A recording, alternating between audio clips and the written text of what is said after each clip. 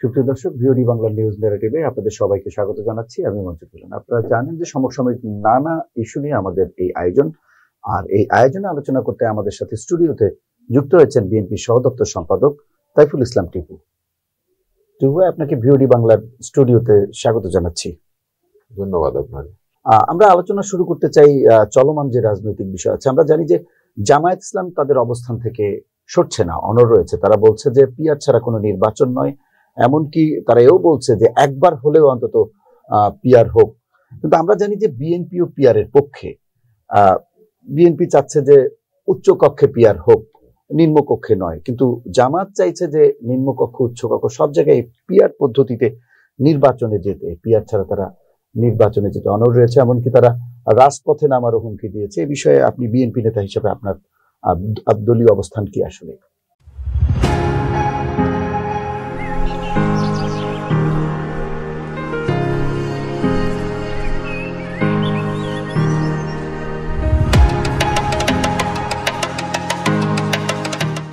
এটা তো মূলত জামাত ইসলাম যে এটা করছে সেটা তাদের দলীয় দৃষ্টিভঙ্গি থেকে, আর তাদের রাজনীতির সকল কৌশল তো তাদের দলীয় দেশের জন্য কখনো করে না। তারা তাদের দলের যে বেনিফিট গুলা পাওয়া যাবে যেখান থেকে, সেই কাজগুলো তাদের প্রতিটা ক্ষেত্রে বাংলাদেশে তাদের রাজনীতিতে দেখেন তারা কিন্তু প্রত্যেক ক্ষেত্রেই তাদের বিভিন্ন সময় বিভিন্ন দলের সাথে তাদের সাথে কোনো নীতি আদর্শ বিষয় থাকে না। সকল সময় সকল প্রয়োজনে যে কোনো জায়গায় দলের সাথে তারা কম্প্রোমাইজ করে এবং তারা সেই ধারাতে চলে। কারণ বাংলাদেশের রাজনীতিতে এখন একটা পরিবেশ সৃষ্টি হয়েছে নির্বাচনের। সেই পরিবেশে এখন তারা তাদের দলীয় দৃষ্টিকোণ থেকে চিন্তা করছে যে যদি আমরা আসন ভিত্তিক নির্বাচনে যাই তো সেই ক্ষেত্রে আমরা বিজয়ী হওয়ার সম্ভাবনা খুব কম। কিছু কিছু আসনে তাদের কিছু ভোট থাকলেও সেখানে চিন্তা করছে যদি স্বাধীনতার পক্ষে শক্তি সব যদি ভোটাররা যদি একদিকে হয়ে যায় তাহলে সেক্ষেত্রে তাদের আসন পাওয়ার সংখ্যা খুবই নগণ্য। সেকেন্ড, আমার দৃষ্টিকোণ থেকে চিন্তা করছে সেকেন্ড যেটা বিষয় সেটা তারা চিন্তা করছে যে যে আসনগুলোতে তারা জিতার একটা সম্ভাবনা চিন্তা করছে, সেই আসনগুলোতে যেসব প্রার্থীরা বিজয়ী হবে সেই প্রার্থীরা দলের জন্য এবং পার্লামেন্টে সেইভাবে কোনো উল্লেখযোগ্য ভূমিকা রাখতে পারবে এরকম প্রার্থী সেই জায়গাগুলোতে দেখা যাচ্ছে না। সেক্ষেত্রে তাদের দলকে রক্ষা করার স্বার্থেই এবং দলের জাতীয় নেতৃবৃন্দ সংসদে যেতে পারে সেটাকে চিন্তা করেই তারা এই পিআর পদ্ধতিতে যাচ্ছে। আর বাংলাদেশের রাজনীতির যখন একটা ঘোলাটে পরিবেশ থাকলে তো তারা সবসময় বেনিফিট পেয়েছে। সেই জায়গাতে চিন্তা করছে পিআর পদ্ধতিতে যদি যায় তারা একটা ঝুলন্ত পার্লামেন্ট যখন যদি হয় তাহলে যে কোনো সময় যে কোনো পরিস্থিতি সৃষ্টি করা সহজ হবে। সেই দৃষ্টিকোণ থেকে তারা এই পিআর পদ্ধতিতে বিষয়গুলা নিয়ে আসছে। কারণ হঠাৎ করে পিআর পদ্ধতিতে বাংলাদেশে কখনো ছিল না, তো সেইটা কেন এত গুরুত্বপূর্ণ হয়ে গেল সেটা তো বাংলাদেশের সাধারণ মানুষও চিন্তা করতেছে না। সাধারণ মানুষও ভাবছে না যে পিআর পদ্ধতিতে কোনটা। আর পিআর পদ্ধতির সিস্টেমগুলো তো বাংলাদেশের মানুষ পরিচিত না। কারণ আমি দেখেন পিআর পদ্ধতিতে যদি নির্বাচন হয় তাহলে আপনার যতগুলি নিবন্ধিত দল আছে, প্রায় 40-এর উপর নিবন্ধিত দল বর্তমানে আছে, প্রত্যেকটা দলের নাম এবং প্রতীক থাকবে। তাহলে এই যে এই মানুষগুলা যখন ভোট দিতে যাবে তখন এইগুলাকে আপনার প্রতীককে বার করার জন্য একটা সময় লাগবে। সেকেন্ড থিম হচ্ছে যে আপনার বিভিন্ন দেশে যেগুলো বিভিন্ন দেশে তারা বলছে, সেই দেশে অনেক দেশে ধরেন আপনার ইসরায়েল সব বিভিন্ন দেশে শতভাগ শিক্ষিত জায়গাতে কিছু পিআর পদ্ধতি আছে। সেই পিআর পদ্ধতিতেও একটা দুই রকম আছে। অনেক জায়গায় আছে আপনার ক্লোজ লিস্ট সিস্টেম আছে, তারপর ওপেন সিস্টেম আছে। আর কোথায় কখনো দলকে ভোট দিবে, আবার কখনো দল এবং পার্টিকে ভোট দিবে। আমি আমার ভোটটা দিব, আমি যদি আমার যাকে ভোট দিব যেই প্রার্থী যদি পছন্দ আমি যদি না দেখি, না পছন্দ না করি, তাহলে এই সিস্টেম বাদ দিতে ডাইরেক্ট আমি তো মনে করি যে তাহলে পার্লামেন্ট সিস্টেম থেকে প্রেসিডেন্সিয়াল সিস্টেমে চলে গেলে তো হয়ে যাবে। প্রেসিডেন্সিয়াল সিস্টেমে ফিরে আসলে তো আপনার গণভোট ক্লিয়ার হয়ে যায়। তো সেখানে বাংলাদেশে তো পিআর পদ্ধতি একটা সিস্টেম নাই, একবার তো না আসি তো সেটা আপনার নারী নারী কোটা গুলা তো পিয়ার পদ্ধতিতে নির্বাচিত হয়। তো সেই ক্ষেত্রে আপনার ভোট হতে দিব না, নির্বাচন করতে দিব না। আমি একটা কথা বলি, সেটা হচ্ছে যে এগুলা পরিবেশটা এখন মনে করছে যে এরকম, কিন্তু পরিবেশ যদি অ্যাবনর্মাল সিচুয়েশন হয়ে যায় তার পরিণতি কিন্তু সবাইকে ভোগ করতে হবে। এখানে এই বিষয়টি সবচেয়ে বেশি কাজ করছে কিনা যে আমাদের চিন্তায় যে যদি পিয়ার পদ্ধতি ছাড়া জনগণের ভোটে যদি নির্বাচিত হয় সেক্ষেত্রে বিএনপি একক সংখ্যাগরিষ্ঠতা পাবে, যেটি আসলে তাদের মাথা ব্যথার কারণ। এই বিষয়ের কারণে তারা পিয়ার পদ্ধতিতে যেতে চায়। আমি তো এই কথাটা আপনাকে প্রথমেই বলছি, আমি তো এই কথাটা যদি তাই হয় তাহলে আগে তো আপনার জনগণকে একটা দিতে হবে, আপনার নির্বাচনী ইশতেহার দিতে হবে যে আমি নির্বাচিত হয়ে নির্বাচনে আপনি ইশতেহারে পিয়ার পদ্ধতি রাখেন, সেখানে জনগণকে প্রলুব্ধ করেন, যদি আপনাকে জনগণ ম্যান্ডেট দেয় আপনি ক্ষমতায় গিয়ে তখন সেটি পরিবর্তন করতে পারবেন, যেহেতু একটা ঐক্যমত হয়নি। সেটাই তো, জনগণ আপনাকে চাইলে তো আপনারা যদি তাদেরকে চাই, তারা যেটা মনে বলছে যে জনগণ তাদের সাথে আছে, তাহলে তারা যদি অধিকাংশ যদি মানুষ যদি পিয়ার পদ্ধতি চায় তাহলে পার্লামেন্টে যাবে, ক্ষমতায় যাবে, তখন সেখানে সে পার্লামেন্টে বিল পাস করবে। সেটা না করে তারা রাজপথে থেকে কেন এতদিন পরে মানুষের যে একটা চাওয়া নির্বাচন, একেবারে অধীর আগ্রহে আছে মানুষ, সেই নির্বাচনটাকে বয়কট করার কথা, বয়কট বলবো না, মানে নির্বাচন হবে না পিয়ার পদ্ধতি ছাড়া, এই কথার অর্থ আসলে জনগণের কাছে তো দূর অন্য মেসেজ। তারা তো প্রত্যেক বাংলাদেশের রাজনীতিতে প্রতিবারই তো চৌধুরী বিপক্ষে রাজনীতি করে, এবং চৌধুরী বিপক্ষে রাজনীতি করে কখনো না কখনো কোনো দলের সাথে তারা ইনভলভ হয়। আপনি দেখেন না 86 সালে জাতীয় পার্টির সাথে আওয়ামী লীগের তারা মিলে নির্বাচন করছে, করি স্বৈরাচারকে দীর্ঘস্থায়ী করছে। 96 সালে পার্লামেন্ট এই কেয়ারটেকার গভর্নমেন্টের আন্দোলন করে আওয়ামী লীগকে এই দেশের ক্ষমতায় আবার ফিরে আসার ব্যবস্থা করছে। তার বিনিময়ে পে করতে হয়েছে অনেকগুলি মানুষকে, তাদের অনেক মানুষকে ফাঁসি দিচ্ছে, অনেক মানুষ খুন-গুম হচ্ছে। পরবর্তী পর্যায়ে 8 সালে এই যে ফখরুদ্দিন মহিউদ্দিন আন্ডারে নির্বাচনে যার যে পেশারাজ ছিল, সেই পেশারাজের মধ্যে কিন্তু তারা ইনভলভ ছিল, এবং সেই নির্বাচনে বেগম খালেদা জিয়া যেতে চাই নাই, তাদের জোটের কারণে যেতে বাধ্য করছে, এবং যিনি বেশি ভূমিকা রাখছে তাকেও ফাঁসি কাস্টে আওয়ামী লীগ ঝুলাইছে। এবং এই 8 সালের নির্বাচনে যার কারণে আজকে 15 বছর এই ফ্যাসিস্ট সরকার ক্ষমতায় থাকছে। আজকে বিভিন্ন পরিবেশ পরিস্থিতির কারণে বিভিন্ন অঙ্ক পোলারাইজেশন এক জায়গায় মিলন হয়েছে, মিলনের মধ্যে দিয়েই কিন্তু হচ্ছে আপনার ফ্যাসিবাদের পতন হয়েছে। এখন মনে করছে যে এরকমই মনে পৃথিবীতে থাকবে। এখন ফ্যাসিবাদের পতনের পরে বিভিন্ন মন্ত্রণালয়, বিভিন্ন জায়গাতে, বিভিন্ন বিশ্ববিদ্যালয়, বিভিন্ন জায়গাতে, শিক্ষা প্রতিষ্ঠানগুলোতে তাদের মতো পছন্দ মতো লোক নিয়োগ দেওয়ার সুযোগ সৃষ্টি হয়েছে। মনে করছে যে লিঙ্গারিং হলে এই মানুষগুলা দিয়ে আমরা সরকারের তো একটা অলিখিত সরকারের তারা কিছুটা শেয়ার করছে, এবং তাদের যে লস হয়েছে সেই লস গুলা ব্যাংক বিমা যেগুলা হাতছাড়া হয়েছে সেগুলো আবার পুনরুদ্ধার হয়েছে। মনে করছে যে যদি এই সরকার লিঙ্গারিং করে তাও আমাদের লাভ, আবার পরিবেশ যদি অড হয় আর মনে ফেসিবার আসবে না। ইতিমধ্যে আবার আমার কাছে যে ইনফরমেশন আছে, ইন্ডিয়াতে অনেকেই জামাত ইসলাম অনেকেই আওয়ামী লীগের সাথে নেগোসিয়েট করছে। ইভেন আমি শুনেছি যে সেখানে জামাতের যারা শাখা আছে তারা ওখানে যা শেখ হাসিনার সাথে যোগাযোগ করার চেষ্টা করছে যে তারা তাদের ভোট দিলাতে তাদের পক্ষে নিয়ে। না, সেটি তো আমরা দেখছি জাতীয় রাজনীতি, তো দেখছি যে একদিকে জামাত বলছে যে আওয়ামী লীগ এদেশে রাজনীতি করতে পারবে না, কিংবা জামাত ব্যান্ড করা হয়েছে যে নির্বাহী আদেশে, সেখানে জামাতেরও একটি আধিপত্য আছে বা প্রেশার আছে। অন্যদিকে আমরা দেখছি সারা দেশে আওয়ামী লীগের লোকজন জামাতে যোগ দিচ্ছে স্থানীয়ভাবে, লোকালি। এই বিষয়ে আপনি কি বলবেন? আমি তো সেটাই বলছি যে এখানে কৌশলগত কারণে মনে করছে যে আওয়ামী লীগের লোকদেরকে নিয়ে জামাত ইসলাম ভোট করে পার হতে চাই। এখানে আওয়ামী লীগেরও মনে করছে যে জামাত ইসলামকে পার করে, সেখানে কাউন্টার কৌশল বিএনপির কি আছে? তো এখন এই যে কৌশল, এক বছর আগে আওয়ামী লীগ খারাপ ছিল, ফাঁসি দিছে, এক বছরের মধ্যেই আওয়ামী লীগের সাথে আবার পীড়িত করতে হচ্ছে। তার মানে আপনাকে বুঝতে হবে যে নৈতিকতার জায়গাতে থেকে কোন দলের রাজনৈতিক নৈতিকতা কতটুকু আছে সেটা আগে নির্ণয় করার বিষয়। আর বিএনপি গণমানুষের দল, রাজনৈতিক দল বিএনপি, বহুদলীয় গণতন্ত্রে বিশ্বাসী বিএনপি তো কখনোই কোনো দলকে ব্যান্ড করার কথা বলছে না, আবার কোন দলের সাথে আমার সখ্যতা করবে। বিএনপি জনগণের সাথে সখ্যতা করতে চাই, জনগণকে নিয়ে বিএনপি এদেশের রাষ্ট্র ক্ষমতায় বারবার এসেছে এবং জনগণের জন্য কাজ করছে, আবার আসতে চাই। সেক্ষেত্রে সকল দল মতের মানুষ আসুক, সমস্যা কি? যদি সবাই চাই যে সব দল নির্বাচনে অংশগ্রহণ, আমাদের তো কোনো আপত্তি নেই। না, সেটাই তো বিএনপি বলছে। বিএনপির মহাসচিবের আগে বলেছিলেন যে আওয়ামী লীগ বা জাতীয় পার্টি যাই হোক না কেন তাদের নিষেধের দায়িত্ব জনগণের, জনগণ সেই সিদ্ধান্ত নেবে। পাশাপাশি বিএনপির আরেক স্থায়ী কমিটির সদস্য সালাউদ্দিন আহমেদ তিনিও বারবার সেটি বলছেন।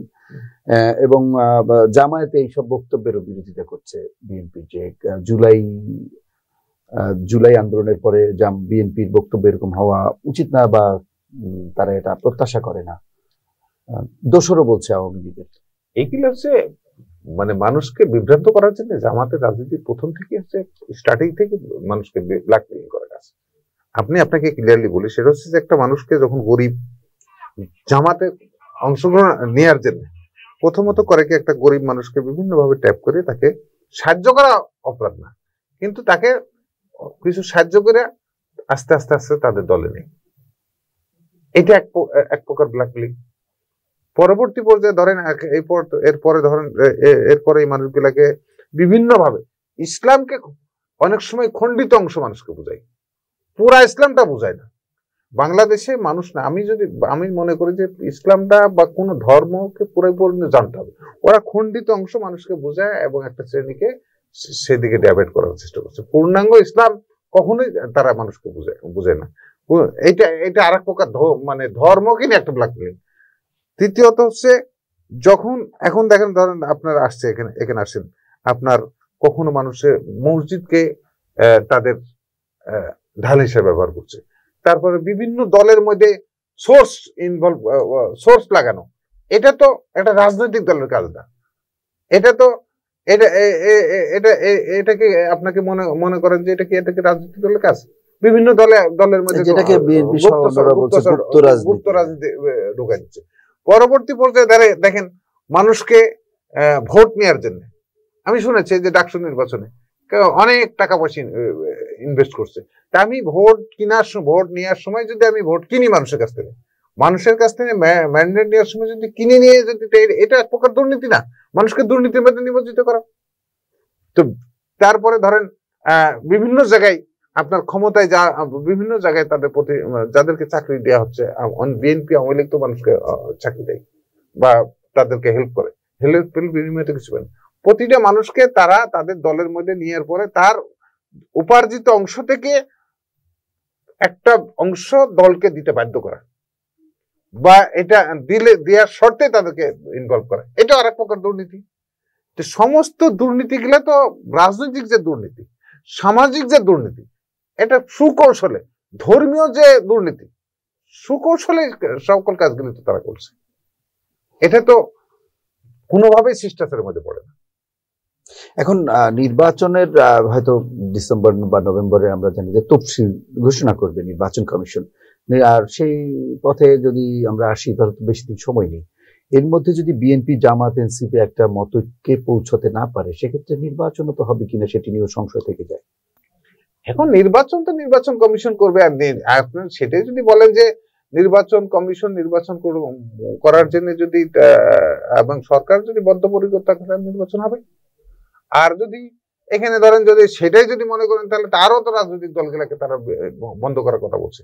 আপনি 14 দলকে নিবন্ধন, যদি মতৈক্যে পৌঁছতে না পারে, 14 দল, আপনি এই 14 দল একটা রাজনৈতিক দল, জাতীয় পার্টি একটা রাজনৈতিক দল, অবশ্যই তারপর আওয়ামী লীগ একটা রাজনৈতিক দল, যদিও তাদেরকে মানে আপাতত স্থগিত করে রাখছে। তাহলে আপনি ওইটা চিন্তা করলে তো সব দলকে, ওরাও যদি বলে যে এই দলগুলো না আসলে নির্বাচন হবে না, হয় সকল দলকে নির্বাচনে আনার ব্যবস্থা করতে হবে, নাহলে নির্বাচন কমিশনকে নির্বাচনের রাস্তায় হাঁটতে হবে, সেখান থেকে যে আসবে সে নির্বাচন করতে, যে আসবে নির্বাচন করবে না। সেটি ঠিক আছে, কিন্তু এখন সরকার বলেন বা আমরা যে পক্ষই বলেন না কেন, বিরোধী পক্ষ বলেন, এখন জামাত বিএনপি বিরোধী পক্ষ, সরকার বিরোধী পক্ষ, তো সেক্ষেত্রে তো সরকার তো শুধু বিএনপি কে না, জামাত এবং এনসিপি কেও গুরুত্ব দিচ্ছে। যদি তাই হয় তাহলে জামাত আর এনসিপি কে ছাড়া নিশ্চয়ই নির্বাচনে সরকার যেতে চাইবে না। সরকার এই জায়গায় তো বলছে কোনো পার্টলি কোনো বিশেষ দলকে গুরুত্ব দেওয়া আছে, সরকার বলল সরকারের দায়িত্ব রাজনৈতিক যারা নির্বাচন করার জন্য যোগ্য সকলকে গুরুত্ব দেওয়া হচ্ছে সরকারের দায়িত্ব। সরকার যতক্ষণ পর্যন্ত এই জায়গায় না যাবে ততক্ষণ এই নির্বাচন নিয়ে সংশয় থাকবে। বিশেষ দলকে গুরুত্ব দেয়া, বিশেষ জায়গাতে গুরুত্ব দেয়া, বিশেষ মানুষকে গুরুত্ব দেয়া, এটা কোনো রাজনৈতিক শিষ্টাচারের মধ্যে পড়ে না। আপনার এনসিপি একটা 3 দিনের রাজনৈতিক দল। এনসিপি যারা রাজনীতি করে তারা আমাদের ছেলের বয়সী, ছেলে মেয়ে, আমাদের ছেলে মেয়ের বয়সী, সিনিয়রদের বাদ দিই। তাদেরকে সিনিয়রদের বিষয়ে যে ভাষায় তারা কথা বলে, যে ভাষায় তারা বক্তব্য দেয়, এটা তো রাজনৈতিক শিষ্টাচার না, সামাজিক শিষ্টাচারের মধ্যে পড়ে না। তো সেই এনসিপি কে যদি এত গুরুত্ব দেয়, তাহলে তো রাজনৈতিক নির্বাচনটা মানে অনিশ্চিত হওয়ার সম্ভাবনাই বেশি। অনেক রাজনৈতিক দল আছে না, ভোটে কে পাশ করবে কে ফেল করবে সেটা পরের কথা, কিন্তু রাজনৈতিক বোদ্ধা যারা, রাজনীতিবিদ হিসেবে যাদেরকে বাংলাদেশে চিহ্নিত করায়, তাদেরকে যদি সাইড লাইনে ফেলা রাখা এই 2-4টা দলকে বা যাদের কোনো রাজনীতির অভিজ্ঞতা নেই তাদেরকে গুরুত্ব দিলে তো এই সমস্যা সৃষ্টি হবে। এই পরিস্থিতির মধ্যে আমরা দেখলাম জাতিসংঘ সফরে গেলেন বিএনপি মহাসচিব, মানে প্রধান উপদেষ্টার যে সফর, সেই সফরে গেলেন সফর সঙ্গী বিএনপি মহাসচিব, এনসিপি নেতারা এবং জামাত নেতারা। এই বিষয়টা কি আপনি কিভাবে দেখছেন? এটা তো অবশ্যই একটি ইতিবাচক দিক। জাতিসংঘের সাধারণ অধিবেশনে আমাদের দলের প্রতিনিধিরা মহাসচিব সহ গেছে, এটা দলীয় হাইকমান্ড সিদ্ধান্ত নিয়েছে, সেই সিদ্ধান্তের আলোকে তারা গেছে এবং সেখানে অবশ্যই সেটাকে পজিটিভলি চিন্তা করা যেতে পারে। কিন্তু আমি যে কথাটা কিছুক্ষণ আগেই বললাম যে আপনার এখানে আরো অনেক রাজনৈতিক বোদ্ধা ছিল, তাদেরকে ইনভলভ করলে আরো বেশি ভালো হতো। মানে যারা প্রাজ্ঞ, অনেকদিন ধরে রাজনীতি করছেন, ছোট ছোট দল, যেমন আমি ছোট বড় বলতেছেন, নাগরিক ঐক্যের মান্না ভাই, যতক্ষণ পর্যন্ত পার্লামেন্টের প্রতিনিধিত্ব ফাইনাল না হবে ততক্ষণ পর্যন্ত ছোট দল আর বড় দল কোনটা এটা তো নির্ণয় করা কঠিন। যাই হোক, অনেক অভিজ্ঞ রাজনীতিবিদ আছেন, মাহমুদুর রহমান মান্না, জোনায়েদ সাকি, আরো অনেকে আছেন, সাইফুল হক, আরো অনেকেই আছেন, আসাম আব্দুর রব, এরকম অনেকেই আছেন। এরকম প্রশ্ন অনেকে তুলছে যে তাদেরকে হয়তো আমন্ত্রণ জানানো যেত কিনা বা তাদেরকে সফরসঙ্গী করা যেত কিনা। আমি তো এই কথাটা আপনাকে বললাম যে রাজনীতি যারা বুঝে তাদেরকে নিয়ে যতক্ষণ পর্যন্ত সরকার কনফিডেন্সে না নিতে পারবে, আর সরকার যখন এই যে মানে প্রথম থেকেই দাদা নাতির সরকার বানাইছে এবং সব জায়গাতে দাদা নাতির প্রভাবটা বিস্তার করার কারণেই কিন্তু আজকে সব জায়গায় সমস্যা সৃষ্টি হচ্ছে। ধন্যবাদ। আমরা একটু অন্য আলোচনায় আসতে যাচ্ছি। আমরা জানি যে সনাতন ধর্মাবলম্বীদের সবচেয়ে বড় উৎসব দুর্গোৎসব, সেটি বাংলাদেশে পালন হতে যাচ্ছে। আগামী 28 তারিখ সেই উৎসব শুরু হবে এবং 2 তারিখ পরবর্তী মাসের 2 তারিখ পর্যন্ত সেটি হবে। সারা দেশে মণ্ডপগুলোতে প্রস্তুতি চলছে, তারা তাদের যে মণ্ডপগুলো সাজাচ্ছে, তারা মূর্তি তৈরি করছে। নিরাপত্তা নিয়ে একটা সংখ্যার মধ্যে সরকার বলছে যে না, নিরাপত্তা নিয়ে কোনো সংখ্যা নেই, আগের বছরের তুলনায় অনেক ভালোভাবে এই পূজাটা সম্পন্ন হবে। তো আপনার কি মনে হয়, সারা দেশে যে একটা সংখ্যা সবসময় দেখি আমরা পুজো মণ্ডপে হামলা কিংবা এক ধরনের রাজনৈতিক অস্থিরতা তৈরির পরিবেশ, সেরকম কোনো আশঙ্কা আছে? এখানে তো আপনার, আমি মনে করি যে এখানে রাজনৈতিক আশঙ্কা কিছু জায়গাতে হয় আপনার অপরিকল্পিত দুষ্কৃতিকারীরা, আবার কোথাও কোথাও দেশের ভিতরে যেহেতু রাজনীতিক একটা অস্থিরতা সৃষ্টির একটা পরিকল্পনা সবসময় এখন বর্তমানে বিরাজ করছে, সেক্ষেত্রে একবারে উড়াই দেওয়া যায় মনে করি না। আবার যেহেতু আমাদের দলের পক্ষ থেকে আমরা আমাদের দল যতটুকু আমি জানি ততটুকু একবার আমাদের ভারপ্রাপ্ত বিএনপি বিভিন্ন জায়গায় নিরাপত্তা দেওয়ার চেষ্টা করছে।